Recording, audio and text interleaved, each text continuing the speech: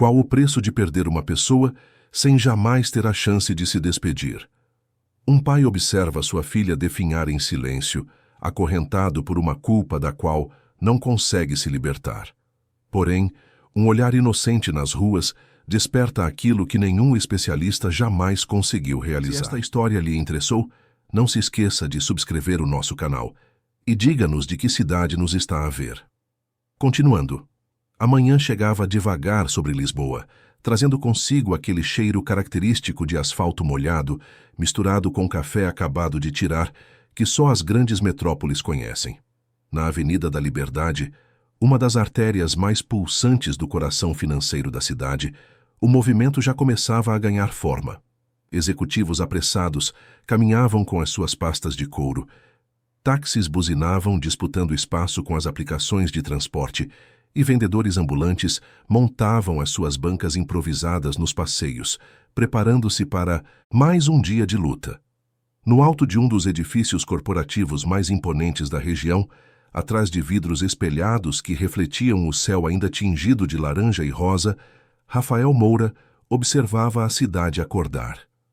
Aos 35 anos, ele era o rosto do sucesso que todos admiravam.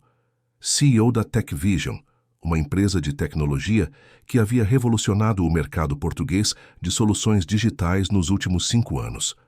O seu nome aparecia em revistas de negócios, as suas ideias eram citadas em conferências internacionais, e a sua fortuna era assunto de especulação constante entre analistas financeiros. Mas naquela manhã, como em tantas outras desde que tudo havia mudado, Rafael não via o seu reflexo no vidro da janela. Via apenas um homem cansado, de olheiras profundas a marcar um rosto que antes irradiava confiança, e um vazio que nenhum zero a mais na conta bancária conseguia preencher. 2 anos e meio. Tinha sido esse o tempo desde que Ana Carolina, a sua esposa, havia partido. Os médicos haviam usado termos técnicos, complicações inesperadas, uma fatalidade que ninguém poderia prever. Rafael havia ouvido tudo aquilo como se estivesse debaixo de água, as palavras a chegarem abafadas, distorcidas, irreais. Como alguém tão cheio de vida, tão vibrante, poderia simplesmente não estar mais ali? Como era possível que ela tivesse saído de manhã para uma consulta de rotina e nunca mais ter voltado para casa? A dor havia sido devastadora, mas Rafael sabia que precisava de ser forte. Não por ele, mas por Laura. A sua pequena Laura, que tinha apenas 2 anos quando tudo aconteceu. A menina que havia sido a luz dos seus olhos desde o primeiro choro na maternidade, a criança alegre que corria pela casa a chamar mamãe e papá com aquela voz fininha, que derretia qualquer coração.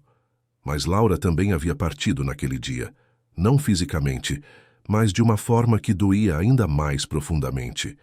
A menina tinha presenciado algo que uma criança jamais deveria ver, e desde então havia se refugiado num mundo próprio, distante, inacessível. O diagnóstico veio alguns meses depois. Perturbação do espectro do autismo, agravada pelo trauma emocional severo. Laura havia parado de falar. Havia parado de sorrir. Havia parado de olhar nos olhos do pai. Rafael afastou-se da janela e caminhou até a sua secretária, onde dezenas de documentos esperavam a sua atenção. Contratos milionários, propostas de fusão, relatórios financeiros. Tudo parecia tão importante antes. Agora, eram apenas papéis que ele assinava mecanicamente, a manter a empresa a funcionar mais por inércia do que por paixão. O trabalho havia se tornado a sua fuga, a sua forma de escapar da realidade dolorosa que o aguardava em casa. A moradia na Lapa, um bairro nobre de Lisboa, era uma obra-prima arquitetônica. 3 andares de design contemporâneo, jardim com piscina aquecida, sistema de domótica que controlava desde a iluminação até a temperatura de cada divisão. Tinha sido o presente que Rafael havia dado a Ana Carolina quando Laura nasceu, a realização de um sonho partilhado. Agora, era apenas uma coleção de espaços vazios que ecoavam silêncio. Dona Teresa, a governanta que trabalhava com a família desde antes do casamento de Rafael, Era a única presença constante na casa, além dele e de Laura. Uma mulher de 52 anos, de sorriso gentil e mãos calejadas pelo trabalho, ela havia praticamente criado Rafael quando seus pais, também empresários, passavam meses a viajar. Quando Ana Carolina faleceu, Dona Teresa havia assumido a responsabilidade de cuidar de Laura como se fosse sua própria neta. Ela via tudo. Via Rafael a chegar cada vez mais tarde, a evitar os ambientes onde Laura passava o dia. Via o desespero silencioso dele quando tentava aproximar-se da filha e recebia apenas um olhar distante, perdido, como se ela não o reconhecesse. Via as noites em que ele ficava no escritório a fingir que trabalhava, mas na verdade apenas sentado no escuro com a cabeça entre as mãos, e via Laura, a pequena que passava horas sentada no canto da sala de estar, sempre no mesmo lugar, a olhar fixamente para um ponto na parede branca. Os seus brinquedos permaneciam intocados, organizados com uma perfeição dolorosa nas prateleiras do quarto decorado com tanto carinho. Os livros infantis que Ana Carolina lia todas as noites acumulavam pó. A casinha de bonecas que havia sido presente de aniversário nunca foi explorada. Laura vivia numa bolha. Não reagia quando a chamavam, não demonstrava interesse por comida, precisava de ser conduzida para realizar as atividades mais básicas. Dona Teresa vestia-a, penteava os seus cabelos castanhos, levava-a à casa de banho, sentava-a à mesa. A menina aceitava tudo passivamente, como uma boneca de porcelana movida por mãos invisíveis. Rafael havia tentado de tudo, absolutamente tudo. Contratou os melhores terapeutas de Lisboa, depois trouxe especialistas do Porto, de Coimbra, até mesmo profissionais de renome internacional que vieram especialmente para avaliar Laura. Investiu em terapias comportamentais, análise aplicada do comportamento, musicoterapia, ecoterapia, terapia ocupacional.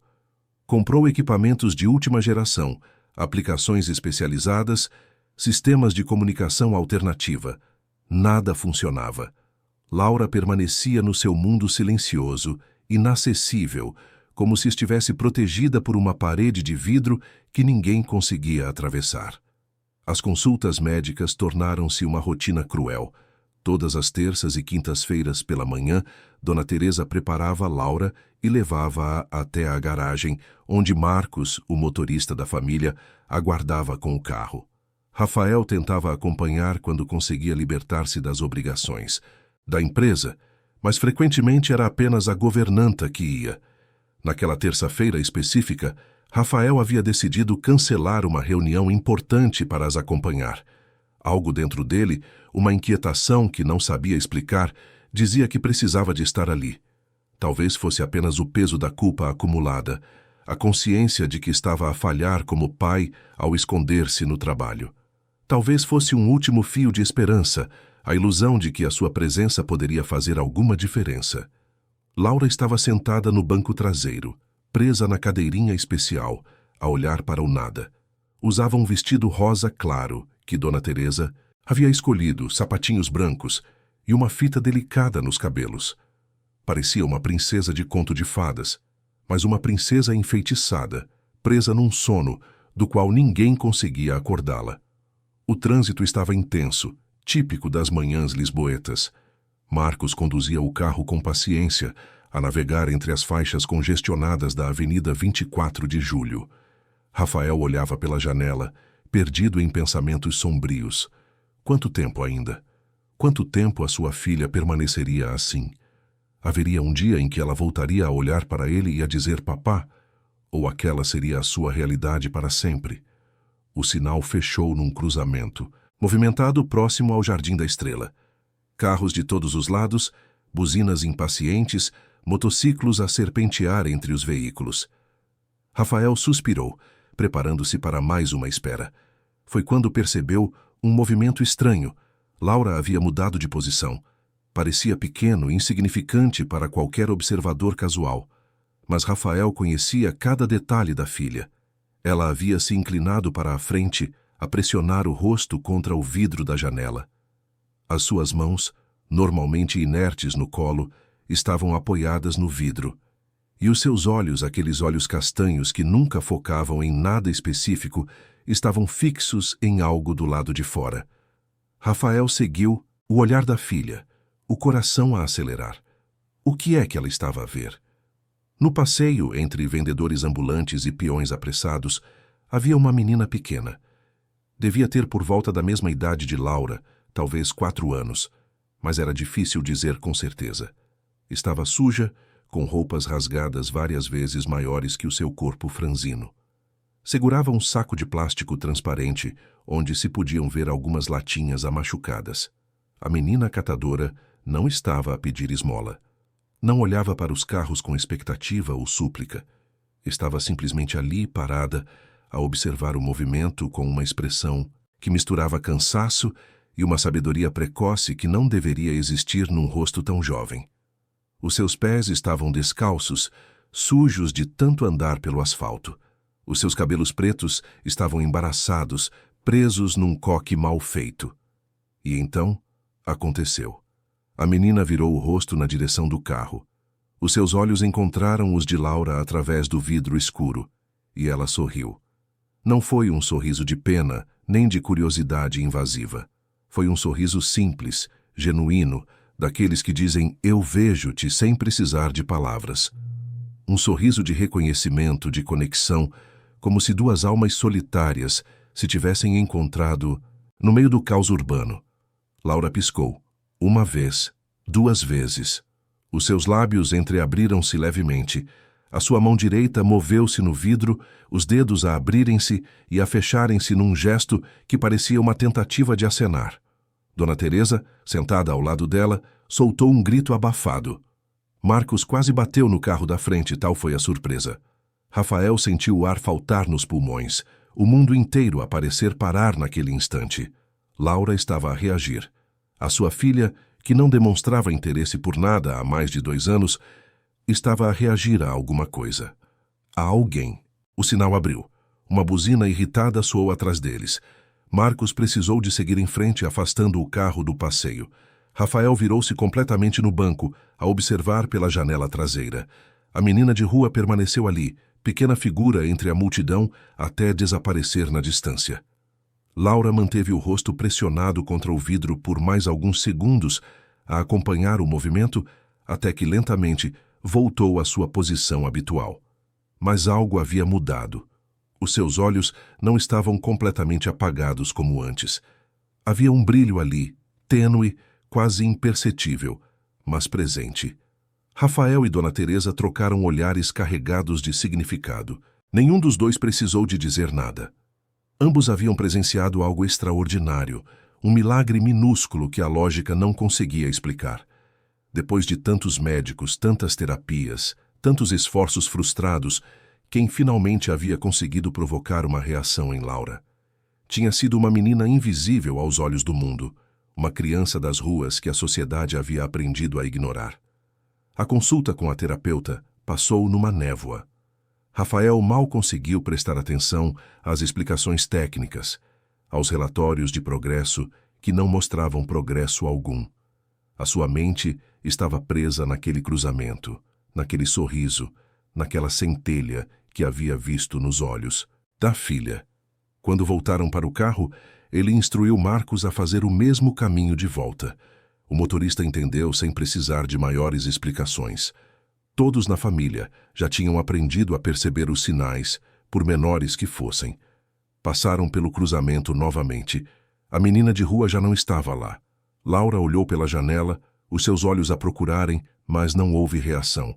Rafael sentiu uma pontada de decepção, mas ao mesmo tempo, uma determinação começou a crescer dentro dele. Naquela noite, já na moradia, ele não foi direto para o escritório como costumava fazer. Em vez disso, sentou-se na sala de estar, a observar Laura no seu canto habitual. A menina estava na sua posição de sempre, a olhar para a parede, mas Rafael jurava que havia algo diferente. Um leve balanço no corpo, talvez, um movimento ocasional dos dedos. Dona Teresa trouxe chá e sentou-se ao lado dele, algo que raramente fazia. Durante anos havia mantido a distância respeitosa entre patrão e empregada, mas o sofrimento partilhado havia apagado essas fronteiras. Senhor Doutor Rafael, disse ela baixinho, usando o tratamento que insistia em manter apesar dos protestos dele. O senhor viu o que eu vi hoje? Rafael assentiu, incapaz de formar palavras. Tinha medo de que falar sobre aquilo pudesse fazer o momento desfazer-se, como se fosse um sonho frágil demais para ser tocado pela realidade. Aquela menina, continuou Dona Teresa, a sua voz carregada de uma emoção profunda. Ela tem algo especial. Não sei explicar o que é, mas a Laura sentiu. Pela primeira vez em tanto tempo, a nossa menina sentiu alguma coisa. Rafael finalmente encontrou a sua voz. Preciso de a encontrar de novo. Preciso... Ele parou, a engolir o nó que se formava na sua garganta. Preciso que a minha filha volte a sentir que está viva. Dona Teresa tocou suavemente na sua mão, um gesto maternal que ele não recebia desde que era criança. Vamos encontrar, senhor doutor. Vamos trazer essa centelha de volta para a Laura. Deus não põe as pessoas no nosso caminho sem um propósito. Naquela noite, pela primeira vez em meses, Rafael não trabalhou até altas horas. Em vez disso, sentou-se no quarto de Laura, a observá-la dormir. A menina parecia tão pequena na cama king size, tão frágil sob o edredom de estrelas que Ana Carolina havia escolhido com tanto carinho. Ele estendeu a mão e tocou, delicadamente, nos seus cabelos. Um gesto que fazia automaticamente, mas sem realmente sentir há tanto tempo. Laura, sussurrou ele, prometo que te vou trazer de volta. Não sei como, não sei quanto tempo vai levar, mas eu prometo que vou encontrar uma maneira. Um plano começou a formar-se na sua mente. No dia seguinte, instruiria Marcos a passar pelo mesmo cruzamento, e no dia seguinte, ao outro, e em todos os dias necessários até encontrar aquela menina novamente. Algo que milhões de euros em tratamentos não haviam conseguido fazer, uma criança descalça e esquecida talvez conseguisse realizar. Era uma esperança frágil, quase absurda quando analisada racionalmente. Mas era uma esperança, e Rafael havia se esquecido de como era sentir isso. Por mais tênue que fosse aquele fio, ele iria agarrar-se a ele com todas as forças.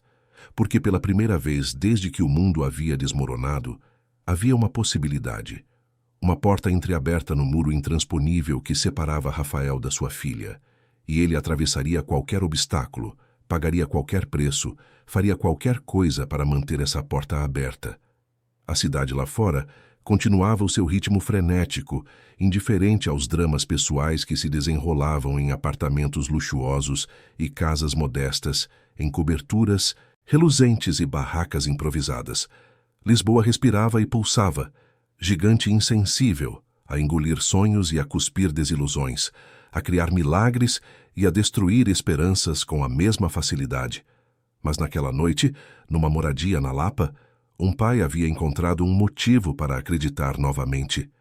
E nas ruas da cidade, uma menina pequena dormia sob um céu sem estrelas, sem saber que havia acabado de mudar para sempre o destino de duas vidas que nem imaginava existirem. O sol nasceria no dia seguinte a trazer possibilidades.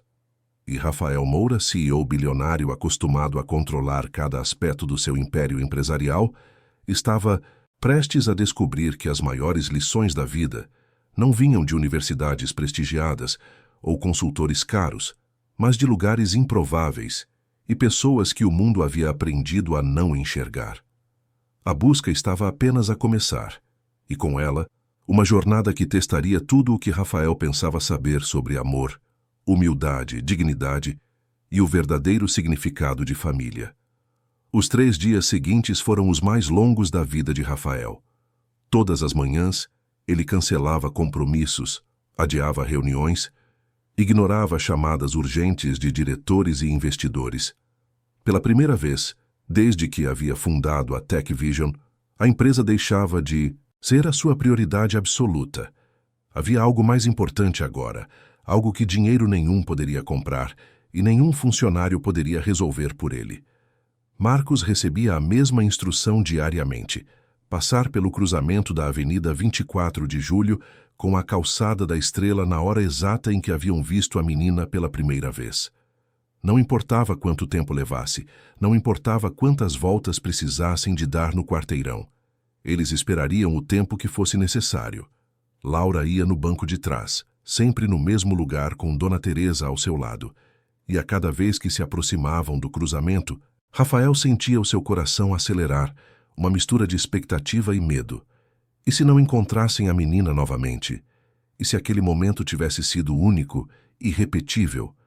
E se a pequena catadora tivesse ido para outra região da cidade? No primeiro dia, passaram pelo local 5 vezes. Rafael observava cada centímetro do passeio, cada rosto nas esquinas, cada criança que aparecia no horizonte. Vendedores ambulantes, sem abrigo, peões apressados, mas nenhum sinal da menina de cabelos pretos e pés descalços. Laura permaneceu impassível durante todo o trajeto, sem demonstrar qualquer reconhecimento ou interesse.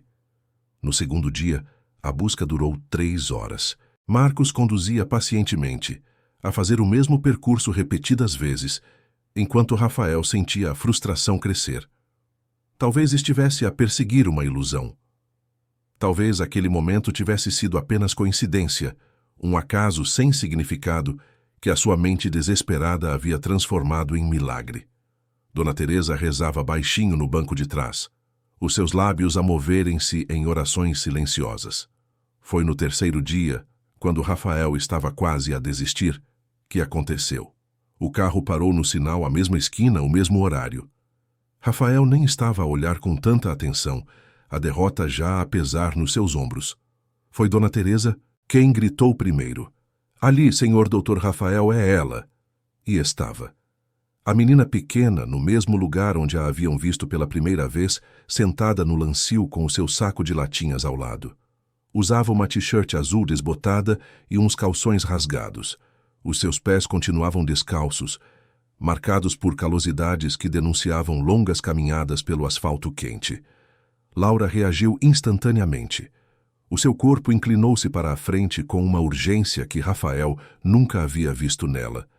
As suas mãos bateram no vidro a produzir um som abafado, mas insistente. E então, pela primeira vez em mais de 2 anos, um som saiu da sua garganta. Não era uma palavra, era apenas um murmúrio, um gemido agudo e quebrado. Mas era som, era voz. Era a sua filha a tentar comunicar. Rafael sentiu as lágrimas queimarem-lhe os olhos. As suas mãos tremiam tanto que precisou de as entrelaçar para as controlar. Marcos, pare o carro! Agora!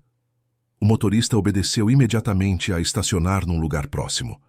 Rafael desceu rapidamente, abrindo a porta traseira. Laura estava agitada, os seus movimentos descoordenados, mas intencionais, a lutar contra o cinto da cadeirinha. Queria sair. Queria ir até aquela menina. Dona Teresa soltou o cinto com mãos trêmulas, e Rafael pegou em Laura ao colo.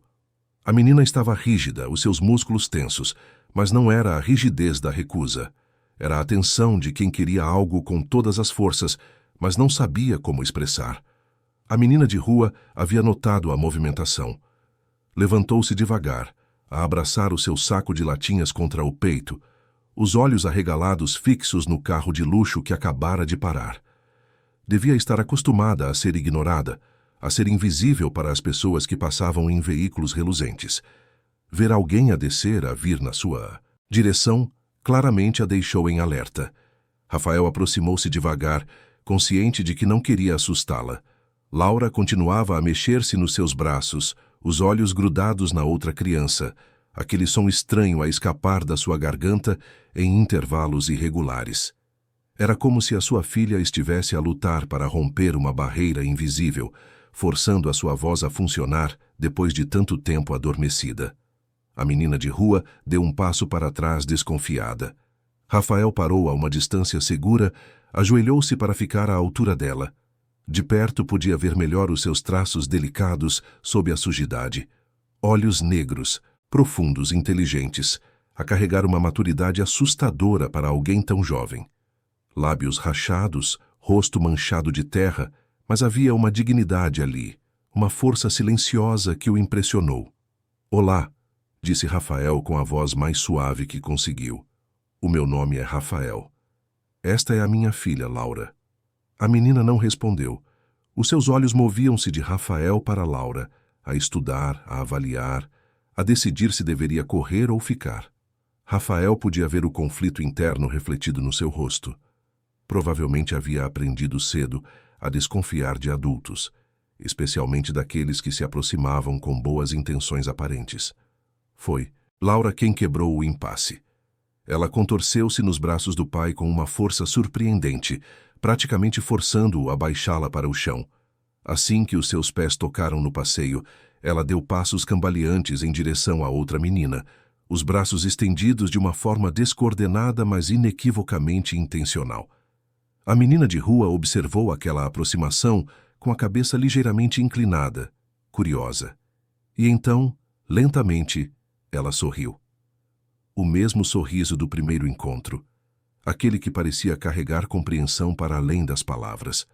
Ela largou o saco de latinhas no chão e abriu os braços também.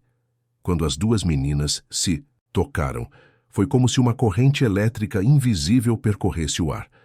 Laura segurou na mão da outra criança com uma força que fez os seus dedos ficarem brancos. A menina de rua não recuou, apenas apertou de volta, e ali ficaram, duas crianças pequenas a segurar as mãos no meio do passeio movimentado, enquanto o mundo continuava a girar ao redor delas, indiferente ao milagre que estava a acontecer. Dona Teresa havia descido do carro e estava parada ao lado de Rafael, as mãos sobre o peito, lágrimas a escorrerem livremente pelo seu rosto. Até mesmo Marcos, o motorista discreto, que raramente demonstrava emoções, limpava os olhos discretamente do banco do motorista. A menina de rua começou a fazer movimentos lentos, com a mão livre, gestos simples, como se estivesse a conversar numa linguagem que só elas as duas entendiam. Laura observava com atenção total, algo que nunca fazia com ninguém. Os seus olhos acompanhavam cada movimento, cada expressão no rosto da outra menina. Então, aconteceu algo que deixou Rafael completamente sem palavras. A menina de rua começou a cantar.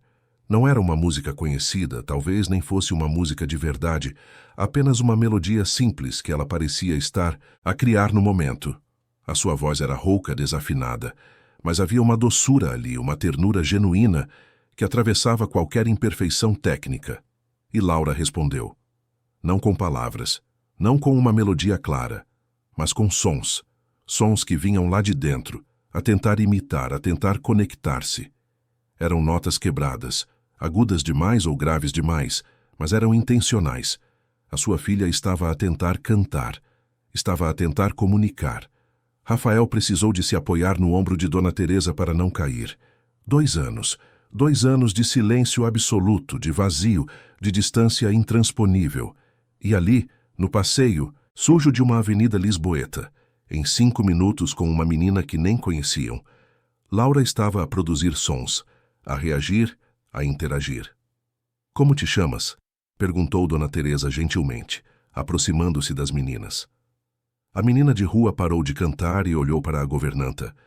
Os seus olhos eram cautelosos, mas não havia medo. Apenas a vigilância constante de quem aprendera a proteger-se. Beatriz, respondeu ela com uma voz fininha, quase um sussurro. As pessoas chamam-me Bia.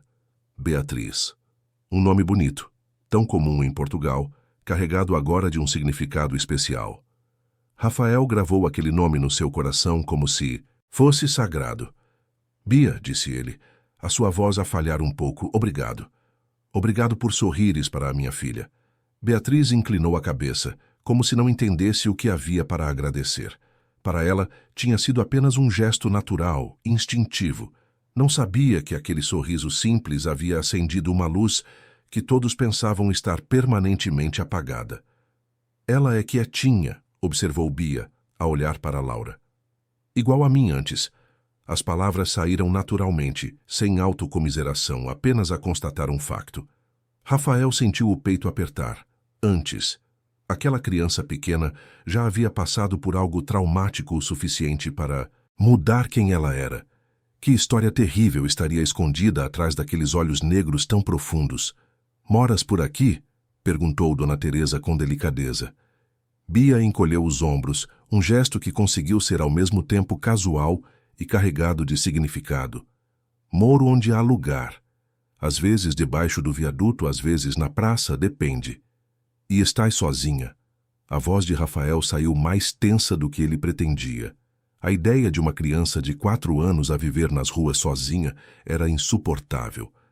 Há outras pessoas às vezes, respondeu Bia vagamente, mas prefiro ficar sozinha. É mais seguro. Aquelas palavras caíram como pedras no estômago de Rafael. Mais seguro ficar sozinha. Que tipo de experiências uma criança tão pequena precisava de ter para chegar a essa conclusão? Laura puxou a mão de Bia, a fazer aquele som agudo novamente. Não queria que a conversa continuasse. Queria a atenção de volta para ela. Bia sorriu e voltou a fazer os seus gestos, a balançar os braços de forma engraçada, a fazer caretas que arrancaram algo que poderia ser quase um riso de Laura. Se estivesse no lugar de Rafael, o que faria neste momento, ao descobrir que uma criança tão pequena vive sozinha nas ruas? Conte-nos nos comentários. Rafael trocou olhares com Dona Teresa. Ambos sabiam o que precisava de ser feito, mas também sabiam que precisavam de ter cuidado. Aproximar-se demais, rápido demais, poderia assustar Bia. E agora que haviam encontrado a chave que poderia trazer Laura de volta, não podiam arriscar perdê-la. Bia, começou Rafael cuidadosamente, gostarias de vir à nossa casa às vezes, para brincar com a Laura? A menina imediatamente recuou, os seus ombros a ficarem tensos. Não preciso do favor de ninguém, disse ela com uma firmeza surpreendente. Não é favor, apressou-se Rafael a esclarecer. É que a Laura gosta de ti. Olha para ela. A minha filha não fala, não brinca, não reage com ninguém há muito tempo, mas contigo, ela está diferente. Estás a ajudá-la. Bia olhou para Laura, que continuava a segurar a sua mão com força. Podia-se ver o conflito a acontecer internamente. Havia algo em Laura que tocava Bia de uma forma especial, um reconhecimento de dor partilhada, de solidão compreendida sem palavras. Mas havia também o medo, a desconfiança aprendida duramente. Só para brincar? Perguntou ela desconfiada. Não vão querer que eu fique presa dentro de casa nem nada? Só para brincar, prometeu Rafael. Podes vir quando quiseres e ir embora quando quiseres, sem obrigação nenhuma. Beatriz pensou por um longo momento.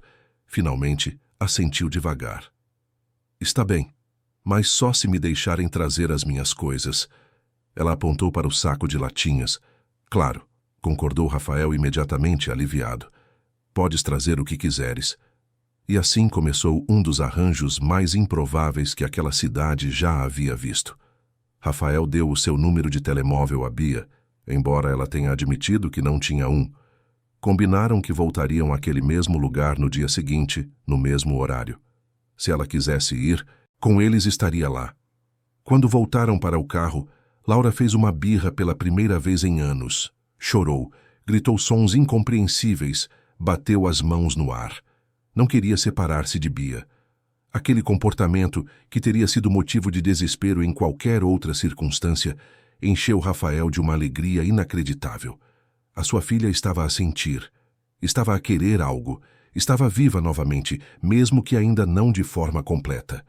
Voltamos amanhã, docinho, prometeu Dona Teresa a acariciar o cabelo de Laura. Vamos ver a Bia de novo amanhã. Laura finalmente acalmou-se com a promessa, embora continuasse a olhar pela janela traseira enquanto se afastavam, a procurar por Bia até que a menina desaparecesse de vista. Naquela noite, Rafael não conseguiu dormir.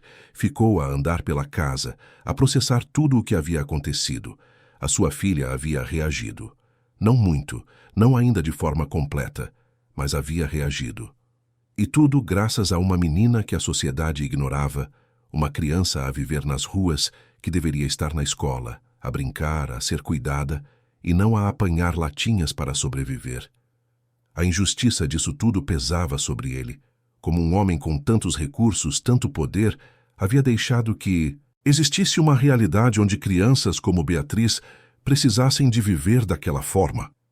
Ele fazia doações para instituições, sim, participava em jantares de beneficência, aparecia em campanhas de responsabilidade social. Mas, de repente, tudo isso parecia vazio, distante, insuficiente. Aquela menina tinha nome agora. Tinha rosto. Tinha uma voz fininha e um sorriso que havia mudado tudo. E Rafael não conseguia mais vê-la apenas como uma estatística, um número em relatórios sobre vulnerabilidade infantil. Ela era Beatriz, uma criança que a sua filha havia escolhido, que havia provocado uma resposta onde nada mais conseguira. No dia seguinte, Rafael acordou antes do sol nascer. Instruiu Dona Teresa a preparar um pequeno almoço especial com pães frescos, frutas, sumo natural, tudo o que uma criança poderia gostar. Escolheu pessoalmente algumas roupas do guarda-roupa de Laura que ainda tinham etiqueta, nunca usadas porque a sua filha não permitia que a vestissem com nada além das suas roupas favoritas. Dona Teresa também teve as suas próprias ideias. Preparou um pequeno kit com produtos de higiene, toalha macia, sabonete cheiroso, escova de dentes nova. Pode ser que ela aceite, pode ser que não, comentou a governanta, mas precisamos de oferecer. Quando chegaram ao cruzamento no horário combinado, Rafael sentiu o estômago revirar de nervosismo. E se Beatriz não aparecesse? E se tivesse mudado de ideias? E se algo lhe tivesse acontecido durante a noite? Mas lá estava ela, no mesmo lugar, com o seu saco de latinhas, à espera. Quando viu o carro, ficou de pé, mas não se aproximou. Continuava cautelosa, a testar, a verificar se aquelas pessoas estranhas realmente voltariam como prometido. Laura começou a agitar-se antes mesmo de o carro parar completamente. Os seus sons ficaram mais altos, mais urgentes. Reconhecia o local, entendia o que estava prestes a acontecer. Rafael desceu rapidamente e abriu a porta traseira. Desta vez, Laura praticamente pulou dos seus braços, a correr com passos desajeitados em direção a Bia. A menina de rua abriu os braços e as duas encontraram-se num abraço desajeitado, mas profundamente real. E naquele abraço, duas crianças feridas pelo mundo começaram um processo de cura que ninguém poderia prever onde terminaria. Rafael observou a cena com o coração a transbordar. Ali estava a prova de que, às vezes, os maiores milagres vinham embrulhados nas formas mais inesperadas, e que o amor, a conexão verdadeira entre duas almas, não conhecia barreiras de classe social. Não. Precisava de linguagem sofisticada. Não se importava com convenções ou expectativas. Tudo o que precisava era de dois corações que se reconhecessem. E lá, no passeio barulhento de Lisboa, sob o sol da manhã que começava a aquecer, duas meninas pequenas haviam encontrado exatamente isso. O caminho à frente seria complicado, cheio de desafios e descobertas que nenhum deles poderia antecipar. Mas naquele momento, apenas aquele momento importava. Laura estava a sorrir. Não muito. Apenas uma leve curva nos lábios, mas era um sorriso. E Rafael, empresário bem-sucedido que controlava milhões, descobriu que aquele sorriso valia mais do que todo o império que havia construído. As semanas que se seguiram foram as mais transformadoras na vida de Rafael desde o nascimento de Laura. Todos os dias, religiosamente, eles buscavam Beatriz no mesmo cruzamento. E todos os dias, lá estava ela, à espera com o seu saco de latinhas e aquele sorriso que parecia iluminar tudo ao redor. A rotina estabeleceu-se naturalmente. Beatriz entrava no carro, sempre cautelosa, mas gradualmente mais confortável, e seguiam para a moradia na Lapa. No início, a menina ficava apenas algumas horas, sempre atenta às saídas, sempre com o seu saco de latinhas por perto, como se fosse uma âncora que a mantinha conectada à sua realidade. Mas aos poucos, conforme os dias passavam, Bia começou a relaxar. O jardim amplo da moradia tornou-se o seu parque de diversões favorito. Ela ensinava Laura a procurar pedrinhas coloridas na relva, a fazer coroas com folhas caídas, a observar as formigas a carregar migalhas em fila organizada. Brincadeiras simples, nascidas da criatividade de quem nunca teve brinquedos caros, mas que faziam Laura reagir de formas que nenhum terapeuta havia conseguido. Dona Teresa observava as duas meninas da janela da cozinha, sempre emocionada. Via Bia segurar na mão de Laura com cuidado infinito, a guiá-la pelos canteiros de flores, a mostrar cada descoberta como se fosse um tesouro precioso. Via Laura acompanhar cada movimento de Bia com olhos atentos, a imitar os seus gestos, a tentar reproduzir os seus sons. E os sons estavam a voltar. Devagar, muito devagar, mas estavam. Laura começou a emitir murmúrios mais variados, a tentar imitar as melodias que Bia cantava. Não eram palavras ainda, mas eram tentativas de comunicação, e isso era mais do que Rafael havia ousado esperar. Rafael passava horas a observar as duas a brincar, sentado numa cadeira no jardim, muitas vezes com o computador portátil aberto, mas esquecido no colo. As reuniões virtuais aconteciam com ele meio desligado, a assinar o que precisava de assinar, a aprovar o que precisava de aprovar, mas com o coração e a mente focados no quintal, onde a sua filha estava a redescobrir a vida. A governanta preparava lanches especiais para as meninas, sanduíches cortadas em formatos divertidos, frutas fatiadas artisticamente, sumos coloridos. Observava Beatriz a comer com uma fome que ia além do físico, como se estivesse a tentar absorver não apenas a comida, mas também o carinho que vinha junto com ela. Bia nunca pedia nada. Aceitava o que era oferecido com um obrigada quase inaudível, mas nunca estendia a mão à espera de mais. Havia uma dignidade nela que impressionava Rafael. Uma criança de 4 anos que vivia nas ruas não deveria ter aquela postura, aquela força silenciosa.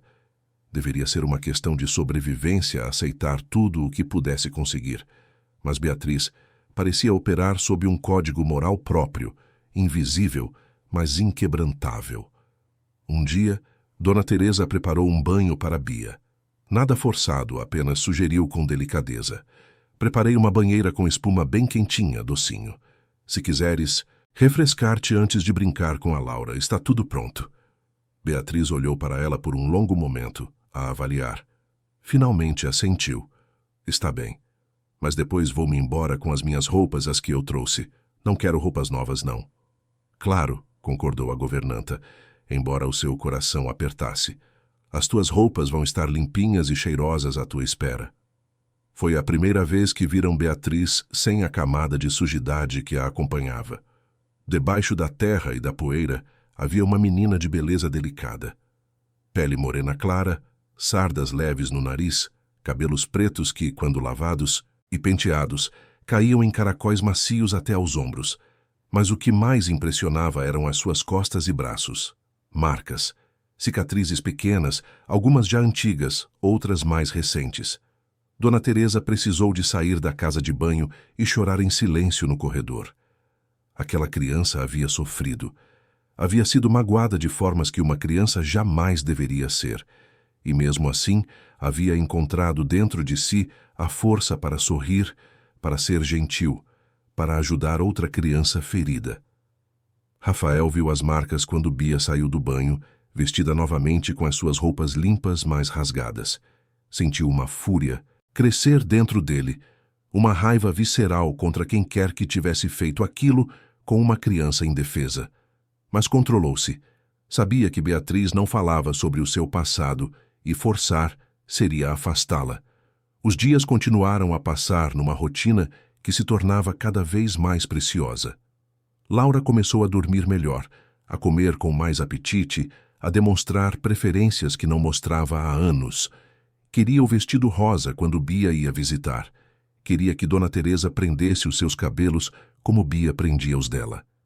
Pequenos sinais de que uma personalidade estava a emergir novamente daquele casulo de silêncio. Uma tarde, enquanto as meninas dormiam uma sesta lado a lado no tapete da sala, Rafael chamou Dona Teresa para uma conversa. Estavam sentados na cozinha a tomar café, quando ele finalmente expressou o que vinha a pensar há semanas. Dona Teresa, preciso de fazer algo por ela, pela Bia. Não posso simplesmente deixar que ela continue a viver nas ruas. A governanta suspirou, sabendo que aquela conversa viria eventualmente. Senhor Dr. Rafael, o senhor precisa de ter cuidado. A Bia não é um projeto. Ela é uma criança com vontade própria. Eu sei disso, defendeu-se Rafael, mas ela está a dormir em passeios, Dona Teresa, a apanhar lixo para sobreviver. Tenho recursos para ajudar, seria errado não fazer nada. Ajudar é diferente de controlar, ponderou a governanta com a sua sabedoria simples. O senhor precisa de entender que, para a Bia, a liberdade é tudo. Ela já perdeu muito na vida, provavelmente já foi controlada por pessoas que deveriam protegê-la. Se o senhor chegar a querer resolver tudo com dinheiro, vai afastá-la.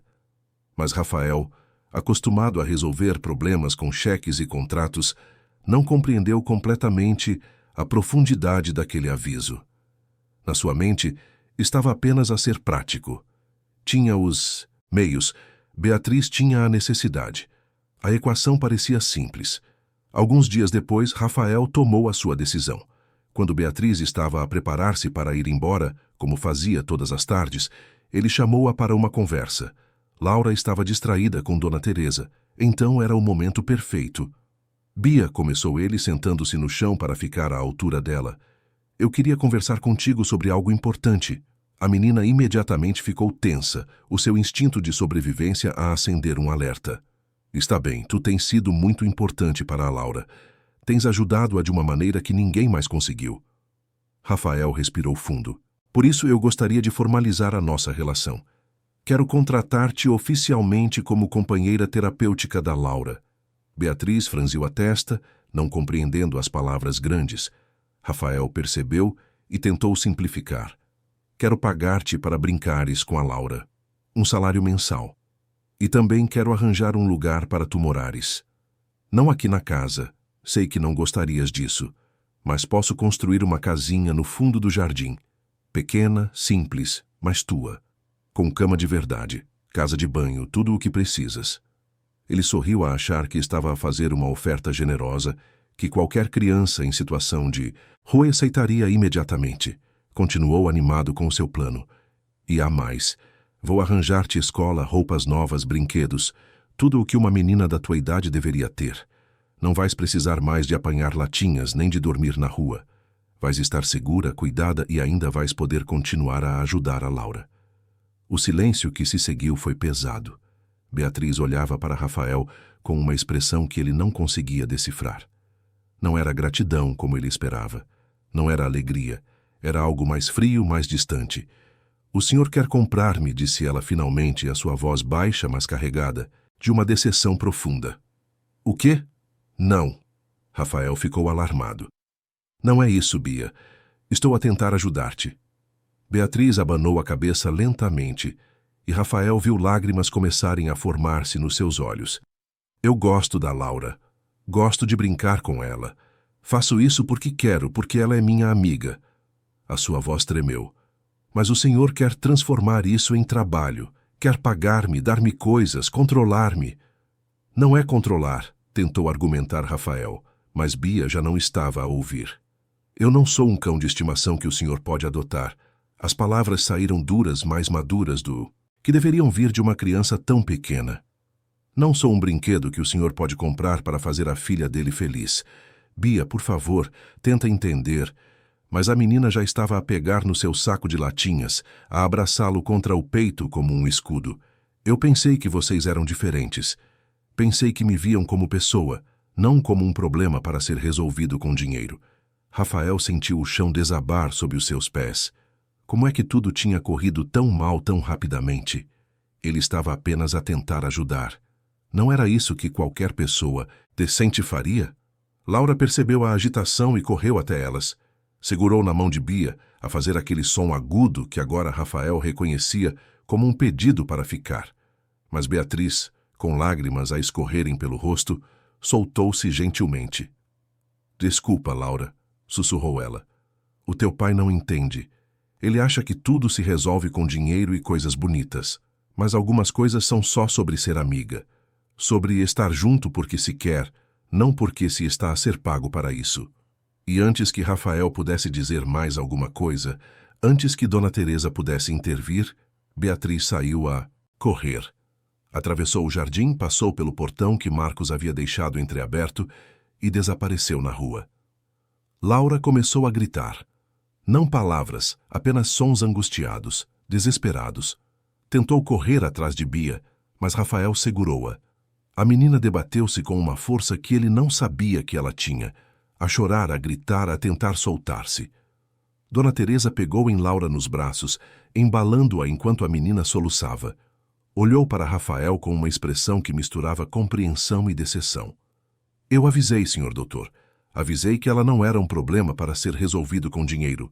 Rafael afundou-se numa cadeira, as mãos a tremer. Eu só queria ajudar. Ela vive nas ruas, Dona Teresa. Como é que isso é errado? A ajuda verdadeira respeita a dignidade da pessoa, explicou a governanta pacientemente. O senhor ofereceu tudo menos isso. Tratou-a como uma empregada, como alguém que precisa de ser salvo pela sua generosidade. Não perguntou o que ela queria. Não respeitou o que ela estava a oferecer de graça, de coração. Mas eu ia dar-lhe uma vida melhor. Uma vida melhor segundo o senhor, corrigiu Dona Teresa. O senhor decidiu o que era melhor. Casa, escola, roupas novas. Mas não perguntou se era isso, que a Bia queria. Não entendeu que talvez para ela a coisa mais valiosa fosse a liberdade de escolher, de ajudar a Laura porque quer, não porque está a ser paga, de ser vista como amiga, não como funcionária. Rafael passou as mãos pelo rosto, a realidade do que havia feito finalmente a penetrar a sua consciência. Havia cometido o erro que homens de negócios frequentemente cometem, achar que tudo pode ser resolvido com uma transação. Comprar, vender, negociar. Mas Beatriz não estava à venda. A sua amizade com Laura não tinha preço, e ao tentar colocar um valor monetário nisso, ele havia destruído algo precioso. Os dias que se seguiram foram terríveis. Rafael voltou ao cruzamento todos os dias, à procura de Beatriz, mas ela já não estava lá. Havia desaparecido completamente, como se nunca tivesse existido. Ele expandiu a busca, a rodar por toda a região, a parar em cada praça, cada viaduto, a perguntar ao sem-abrigo se haviam visto uma menina pequena de cabelos pretos. Ninguém sabia de nada. Ou não sabiam mesmo. Ou estavam a protegê-la, a reconhecer que aquele homem rico no seu carro luxuoso representava um perigo. Laura voltou ao silêncio. Foi como se alguém tivesse desligado um interruptor. Os sons pararam. Os movimentos tornaram-se novamente mecânicos, sem vida. Ela voltou ao seu canto na sala, a olhar para a parede, perdida no seu mundo interno. Mas desta vez era diferente. Desta vez havia algo novo no seu silêncio. Não era apenas ausência, era acusação. Laura olhava para Rafael de uma forma que perfurava a sua alma. Era como se ela soubesse, de alguma forma profunda e intuitiva, que ele era o responsável por Beatriz ter ido embora. Rafael não comia, não dormia direito. A empresa começou a sofrer com a sua falta de atenção. Reuniões eram canceladas, decisões importantes ficavam pendentes. Os seus sócios começaram a fazer perguntas, preocupados. Mas ele não conseguia importar-se. Havia encontrado algo mais importante que lucros e crescimento corporativo. Havia encontrado uma forma de trazer a sua filha de volta. E por arrogância, por presunção, por achar que dinheiro resolvia tudo, havia perdido essa chance. Dona Teresa encontrava-o às vezes no jardim, às 3 da manhã, sentado no mesmo lugar onde as meninas costumavam brincar. Ele ficava lá, a olhar para as pedrinhas que Bia e Laura haviam colecionado, as folhas secas que elas usavam para fazer colares, os pequenos tesouros de uma amizade que ele havia destruído. Uma semana passou-se, depois 2. Laura definhava visivelmente. Não era apenas o retorno ao silêncio. Era como se ela estivesse a desistir. A pequena chama que Beatriz havia acendido a extinguir-se completamente. Foi Dona Teresa quem finalmente confrontou Rafael. Doutor, o senhor precisa de a encontrar. E quando a encontrar, precisa de se desculpar de verdade. Não com promessas de dinheiro ou coisas. Com humildade, com reconhecimento do erro. E se ela não me perdoar? A voz de Rafael era quebrada, vulnerável de uma forma que ele nunca permitia que ninguém visse. Então o senhor vai ter de aceitar, mas precisa de tentar, pela Laura e por si mesmo, porque o senhor precisa de aprender que algumas coisas na vida não podem ser compradas. Algumas coisas são dadas livremente, e a única forma de retribuir é com respeito e gratidão, não com compensação financeira. Naquela noite, Rafael tomou uma decisão. Não procuraria mais Beatriz do carro. Não mandaria Marcos vasculhar a cidade. Ele mesmo iria, a pé, nas ruas, nos lugares onde uma menina como ela se esconderia. Iria humildemente, não como o CEO poderoso, mas como um pai desesperado, que havia cometido um erro terrível e precisava de o consertar, porque finalmente compreendera a lição que Beatriz havia tentado ensinar. A dignidade humana não tem preço, e o maior presente que alguém pode dar não é caridade, mas reconhecimento. Ver o outro não como objeto de piedade, mas como pessoa completa com agência e valor próprios. Era uma lição que deveria ser óbvia, mas que ele, protegido pela sua riqueza e poder, nunca havia realmente entendido. Até que uma menina de 4 anos a viver nas ruas lhe mostrasse através da sua ausência o que realmente importava. A busca estava prestes a recomeçar. Mas desta vez seria diferente. Desta vez, Rafael iria não como salvador, mas como estudante. Não para resgatar, mas para pedir perdão. Não para oferecer soluções, mas para ouvir o que uma criança sábia para além dos seus anos poderia ensinar sobre amor, respeito e a verdadeira natureza da amizade. Rafael saiu de casa quando o sol ainda estava a começar a nascer, atingir o céu lisboeta com tons de laranja e rosa. Vestia roupas simples, umas calças de ganga e uma t-shirt básica, nada que o identificasse como o empresário bilionário que era. Havia deixado o relógio caro em casa, a carteira cheia de cartões Platinum, tudo o que pudesse criar uma barreira entre ele e as pessoas que pretendia encontrar. Dona Teresa observou-o a sair com os olhos marejados. "Que Deus o guie, senhor doutor", disse ela, fazendo o sinal da cruz. "E que abra o seu coração para ouvir de verdade." Rafael começou a sua busca pelos lugares mais óbvios. O viaduto próximo ao cruzamento, onde haviam visto Beatriz pela primeira vez. A praça algumas quadras adiante. Os cantos escuros sob marquises, onde pessoas em situação de rua costumavam abrigar-se. Caminhava devagar, a observar, a prestar atenção a detalhes que antes sempre ignorara. Era um mundo inteiro que existia paralelo ao seu, invisível aos olhos de quem passava de carro com vidros fechados. Famílias inteiras a viver sob lonas improvisadas. Crianças a brincar em passeios sujos com brinquedos feitos de lixo reciclado. Adultos com olhares cansados, derrotados, mas ainda assim a tentar manter alguma dignidade, a organizar os seus poucos pertences com cuidado. Rafael conversou com dezenas de pessoas. Alguns ignoraram-no desconfiados. Outros ouviram-no pacientemente quando ele descreveu Beatriz, uma menina pequena de cabelos pretos e olhos profundos que apanhava latinhas. Mas ninguém admitia conhecê-la. Havia um código silencioso entre eles, uma proteção mútua contra estranhos que faziam perguntas. Foi só no 3º dia, quando Rafael já estava a começar a perder as esperanças, que teve um avanço. Uma senhora idosa que vivia há anos debaixo de um viaduto com os seus sacos de pertences, finalmente falou. "Sei quem procuras", disse ela, a sua voz rouca de tanto tempo a respirar poluição. "A pequena Bia, uma menina especial aquela, forte demais para a idade que tem. A senhora sabe onde ela está?" A voz de Rafael saiu ansiosa, quase desesperada. A mulher estudou-o por um longo momento. "Por que é que a queres encontrar? Não vais tentar tirá-la daqui para a pôr num abrigo, pois não? Porque isso já tentaram antes e não deu certo. A menina tem os seus motivos para preferir as ruas." "Não", garantiu Rafael. "Só quero pedir desculpa. Magoei-a sem querer e preciso de pedir perdão." Algo no tom da sua voz, na sinceridade crua das suas palavras, convenceu a senhora. Ela apontou para uma viela estreita entre 2 prédios comerciais, a alguns quarteirões dali. "Há um beco ali, no fundo há um espaço que só quem conhece sabe. A Bia fica lá às vezes, mas vai devagar. Ela assusta-se fácil agora, depois de teres mexido com ela." As palavras caíram como um peso no peito de Rafael. Depois de teres mexido com ela, ele havia causado dor a uma criança que já havia sofrido demais. Agradeceu à senhora e seguiu na direção indicada. O beco era exatamente como ela havia descrito. Estreito, mal iluminado, com lixo acumulado nos cantos. Rafael precisou de se espremer entre muros úmidos até chegar ao fundo, onde havia um pequeno espaço aberto, escondido por caixas de cartão empilhadas de forma estratégica.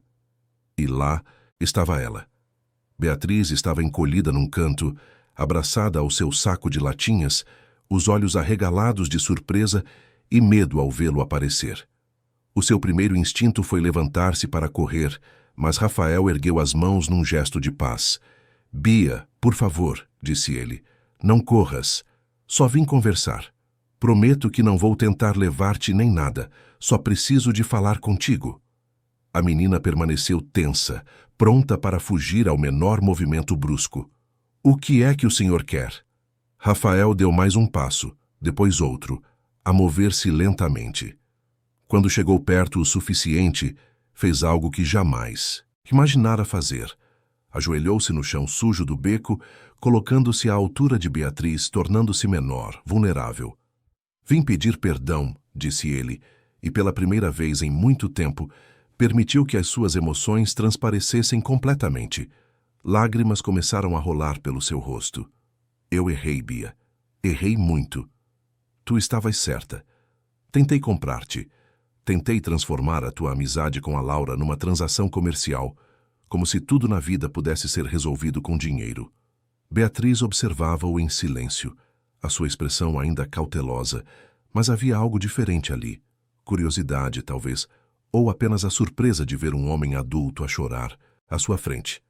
"Eu passei a vida inteira a resolver problemas assim", continuou Rafael, a sua voz a quebrar. "Alguém precisa de algo, eu pago.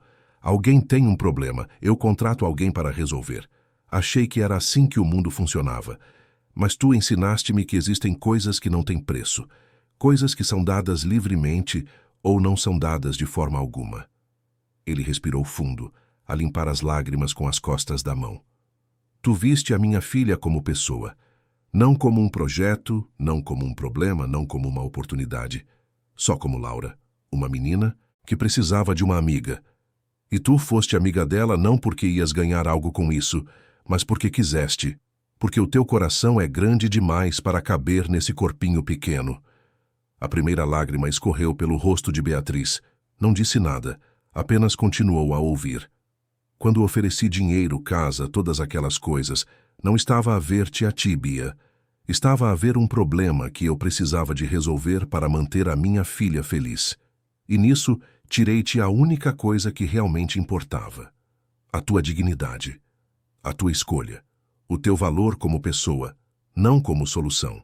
Rafael estendeu a mão, mas não para tocar em Beatriz, apenas deixando-a ali aberta, oferecida. "Não vim pedir para voltares. Não vim oferecer nada. Só vim dizer que lamento muito, muito mesmo, e dizer que estavas absolutamente certa em ir embora. Eu não merecia a tua presença. Não merecia a dádiva que estavas a dar a Laura." O silêncio que se seguiu foi longo, pesado de significado. Beatriz olhava para aquele homem poderoso ajoelhado no chão sujo, humilde, quebrado, sincero. Podia ver que ele realmente entendia, que algo havia mudado dentro dele. "A Laura está bem?" perguntou ela finalmente, sua voz pequena. Rafael abanou a cabeça. "Não." Ela voltou ao silêncio. Pior que antes até, porque agora ela sabe o que perdeu. Sabe o que é ter uma amiga, o que é sentir alegria, e isso foi-lhe tirado por minha culpa. Novas lágrimas escorreram pelo rosto de Bia. "Tenho saudades dela", admitiu. "Eu não queria ir embora, mas eu precisava. Precisava de mostrar que não estou à venda, que a minha amizade não pode ser comprada." "Eu sei", disse Rafael. "E fizeste bem. Ensinaste uma lição que eu precisava de aprender há muito tempo." Beatriz mordeu o lábio, um conflito interno claro nos seus olhos. Finalmente perguntou: "Se eu voltar, o senhor promete que não vai mais tentar controlar-me? Não vai querer dar-me dinheiro, fazer-me morar num lugar que eu não escolhi, transformar-me em empregada?" "Prometo", disse Rafael com firmeza. "Vens quando quiseres, vais embora quando quiseres. Brincas com a Laura porque queres, não porque tens de, e continuas a ser dona da tua própria vida. Eu não vou mais tentar dirigir nada." Mas Beatriz ainda parecia hesitante. Havia uma condição, Rafael podia ver, algo que ela precisava de expressar, mas tinha medo de pedir. "A Dona Teresa, Diz sempre que a gente precisa de pedir o que quer, encorajou Rafael gentilmente. O que é que precisas, Bia? Podes falar. Prometo que vou ouvir de verdade desta vez. A menina respirou fundo, a juntar coragem. Queria ter um lugar, não dentro da casa grande, não num quarto cheio de coisas, mas um lugar meu, pequeno, simples, onde eu possa ficar quando eu quiser, mas também possa sair quando eu precisar. Um lugar que seja meu de verdade, não emprestado, não dado como favor. Rafael entendeu imediatamente. Beatriz precisava de raízes, mas raízes que ela mesma escolhesse plantar. Não. Queria ser resgatada, mas queria ter uma opção. Queria pertencer sem ser possuída. Que tal uma casinha no jardim? Sugeriu ele cuidadosamente. Pequena, simples, como tu queres. Mas com uma porta com chave. Uma chave que só tu vais ter. Tu decides quando entras, quando sais, quem pode visitar. É o teu espaço, o teu território. Os olhos de Beatriz arregalaram-se. Com chave? Só minha? Só tua, confirmou Rafael. Eu e a dona Teresa podemos ajudar a construir, mas tu decides como queres. As cores, os móveis, tudo. E se quiseres ficar uma noite, podes. Se quiseres passar uma semana, nas ruas também podes. A tua vida continua a ser tua. Pela primeira vez desde que Rafael havia entrado no beco, Beatriz sorriu. Não muito, apenas uma pequena curva nos lábios, mas estava lá. Está bem, disse ela. Eu aceito, mas com uma condição. Qualquer uma, prometeu Rafael. A casinha tem de ter espaço para guardar as minhas latinhas, porque às vezes eu ainda vou querer apanhar. Não porque preciso, mas porque é o que eu sei fazer. É parte de quem eu sou. Rafael sentiu o coração encher-se de admiração por aquela criança extraordinária. Terá, garantiu, o maior espaço que quiseres. Beatriz finalmente levantou-se a pegar no seu saco precioso. E a Laura? Ela ainda vai querer ser minha amiga depois de eu ter ido embora? Ela nunca deixou de querer, assegurou Rafael. Ela está à tua espera. Todos os dias, olha para o jardim à espera de te ver aparecer. O caminho de volta para o carro foi diferente. Beatriz andava ao lado de Rafael, não atrás, não a segurar a sua mão, mas como igual, como alguém que havia estabelecido os seus termos e tinha sido respeitada por isso. As pessoas na rua observavam com curiosidade e Rafael podia jurar que alguns sorriam, a reconhecer que algo importante havia acontecido ali. Quando chegaram à moradia, Laura estava sentada na janela da sala, como fazia todos os dias, a olhar para fora. Quando viu Beatriz a descer do carro, o seu rosto inteiro transformou-se. Ela gritou um som agudo e quebrado e correu pela casa com uma velocidade que assustou Dona Teresa. A governanta mal teve tempo de abrir a porta antes que Laura a atravessasse, a correr pelo jardim em direção a Bia. As duas meninas encontraram-se no meio do relvado, a abraçarem-se com uma força que parecia desproporcional para corpos tão pequenos. E então, Laura começou a fazer sons. Muitos sons. Uma cacofonia de tentativas de palavras, de emoções vocalizadas, de tudo o que havia ficado preso dentro dela durante as semanas de separação. Beatriz abraçava Laura de volta, a chorar livremente e a sussurrar. Eu voltei.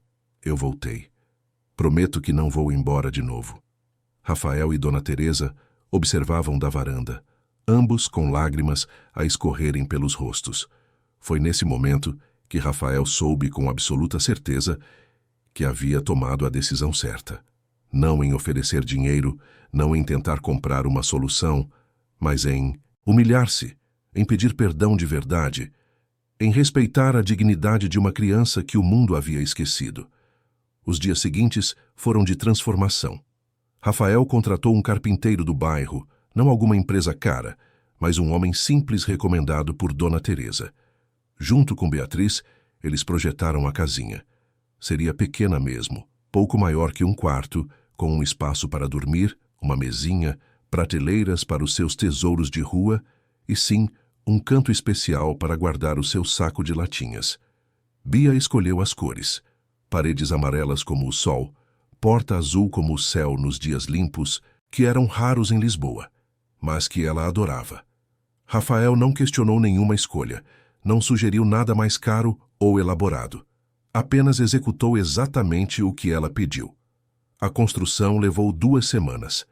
Durante esse tempo, Beatriz visitava todos os dias, a ajudar no que podia, a observar o seu espaço ganhar forma.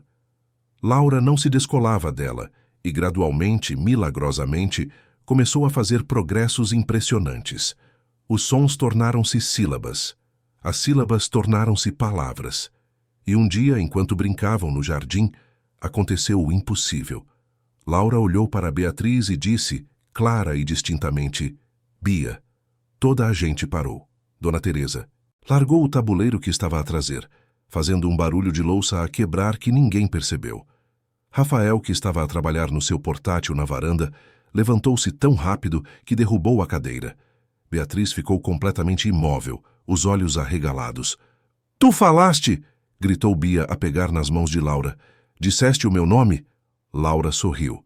Um sorriso completo, genuíno, que iluminou o seu rosto inteiro. E então disse de novo, Bia. E depois, olhando para onde Rafael estava, acrescentou uma palavra que ele não ouvia há mais de 2 anos. Papá. Rafael atravessou o jardim a correr, caindo, de joelhos na relva e abraçando a sua filha. Chorou como não chorava desde o dia em que Ana Carolina havia partido, mas estas eram lágrimas diferentes.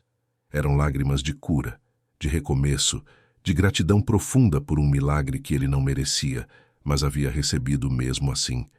A casinha ficou pronta no dia do aniversário de Beatriz. Ninguém sabia a data exata, mas ela havia mencionado casualmente que achava que fazia anos em outubro. Então, Rafael e Dona Teresa declararam oficialmente que o seu aniversário seria no dia em que a casinha ficasse pronta. Fizeram uma pequena festa, só, eles os 4, com bolo caseiro feito pela governanta e presentes simples que Bia realmente queria. Lápis de cor, papel para desenhar e um cobertor macio para as noites frias. Quando lhe entregaram a chave, Beatriz segurou-a como se fosse o maior tesouro do mundo. É minha? Perguntou ainda sem acreditar completamente. Só minha? Só tua, confirmou Rafael. Para sempre. Ninguém te pode tirar. Naquela noite, Beatriz dormiu na sua casinha pela primeira vez. Não trancou a porta, deixando-a entreaberta. Mas o simples fato de ter a opção de trancar já mudava tudo. Ela tinha escolha, agora. Tinha controle sobre o seu próprio espaço, a sua própria vida.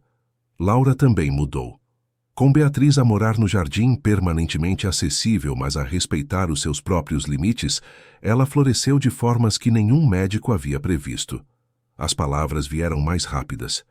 Primeiro substantivos simples. Mamã, casa, flor, céu. Depois verbos. Quero, vou, gosto.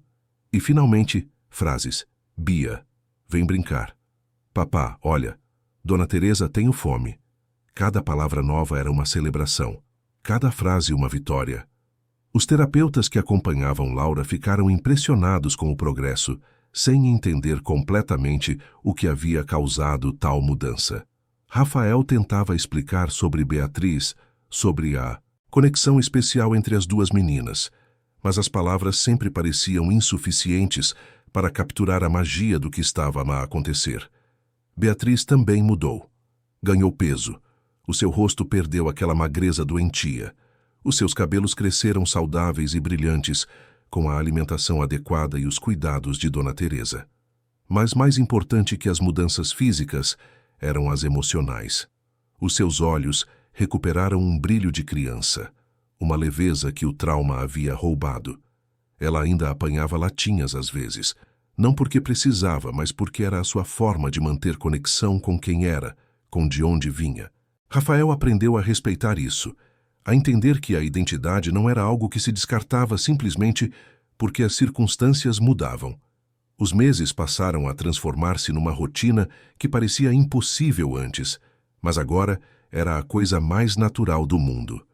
Beatriz acordava na sua casinha, tomava o pequeno almoço na cozinha com a família, brincava com Laura, ajudava a Dona Teresa com pequenas tarefas que ela mesma escolhia fazer, e às vezes saía para visitar os seus amigos nas ruas, sempre a voltar antes do anoitecer. Laura começou a frequentar uma escola especial, acompanhada por terapeutas, mas o maior progresso sempre acontecia em casa com Bia. As duas desenvolveram uma linguagem própria, a misturar palavras com gestos, com sons que só elas entendiam completamente. Eram almas gêmeas, Rafael percebia, duas partes de um todo que se haviam encontrado contra todas as probabilidades.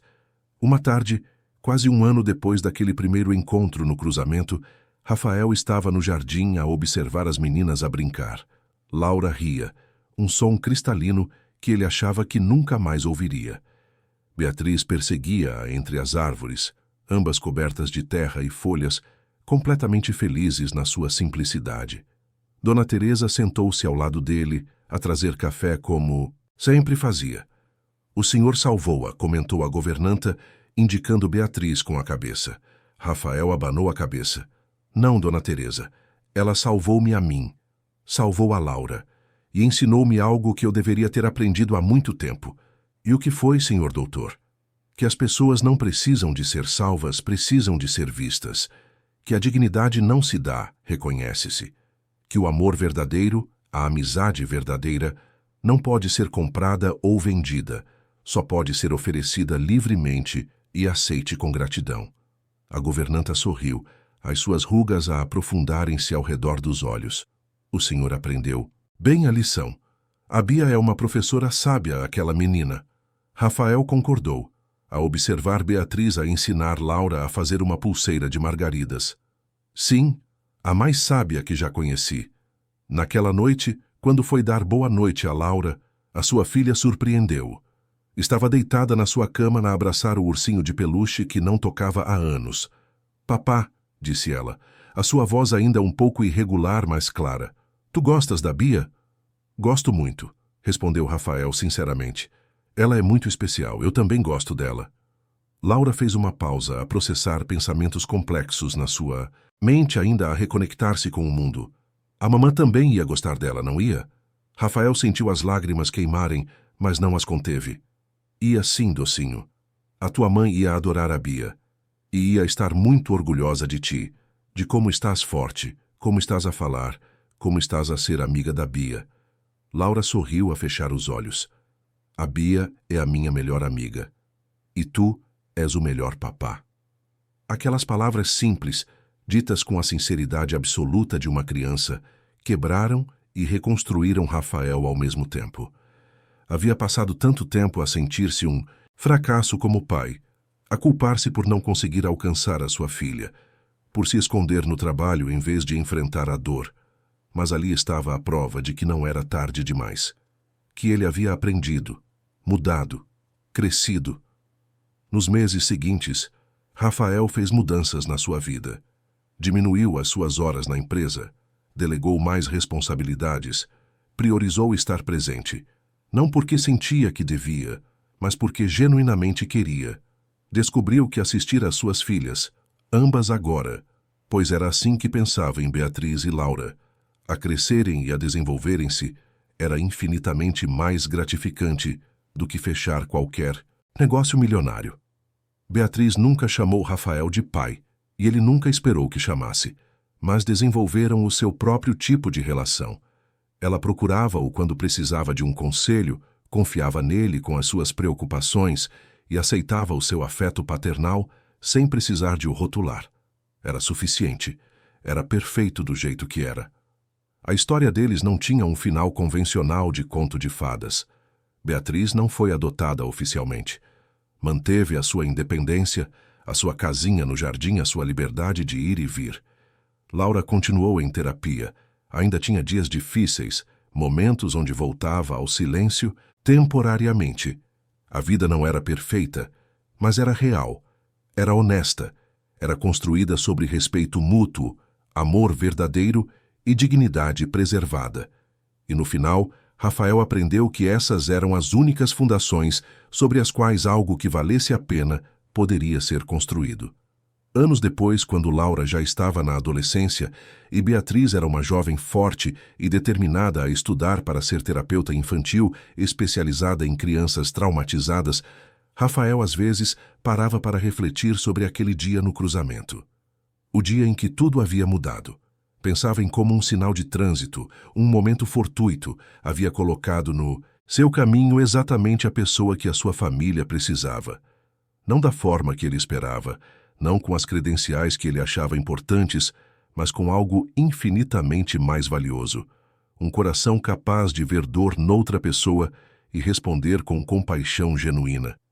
E pensava em como quase havia perdido tudo por arrogância, por achar que dinheiro resolvia problemas, que recursos materiais eram a resposta para feridas emocionais.